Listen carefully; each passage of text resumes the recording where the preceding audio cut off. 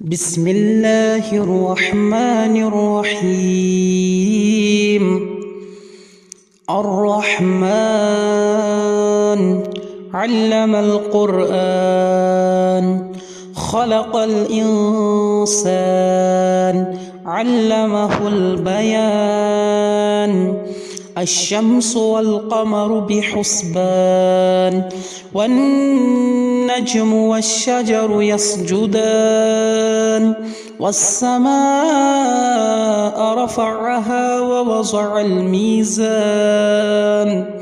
ألا تطغوا في الميزان،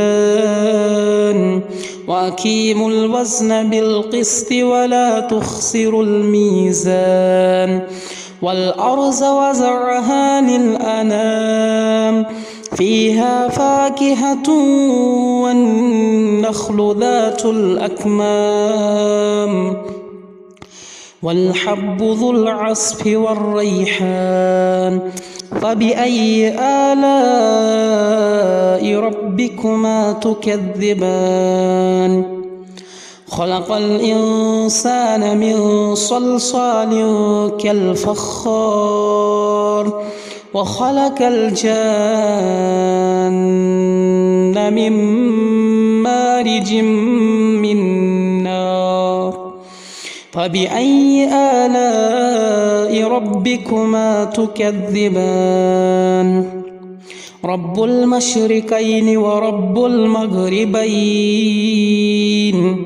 فبأي آلاء ربكما تكذبان؟ مرج البحرين يلتقيان، بينهما برزخ لا يبغيان.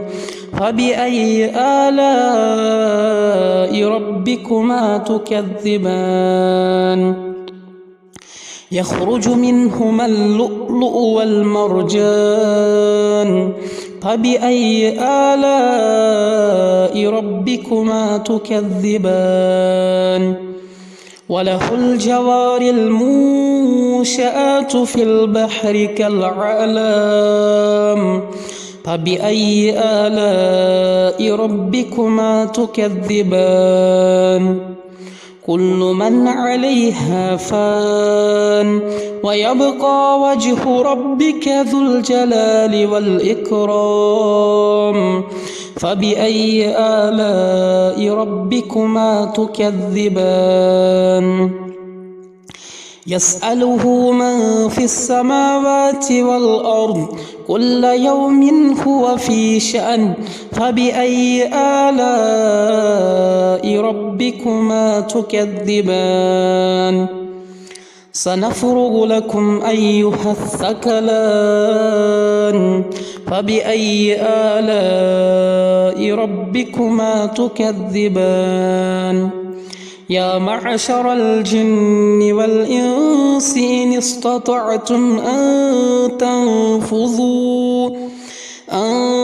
تنفذوا من أقطار السماوات والأرض فانفذوا، لا تنفذون إلا بسلطان. فبأي آلاء ربكما تكذبان؟ يرسل عليكما شواظ من نار ونحاس فلا تنتصران. فبأي آلاء ربكما تكذبان؟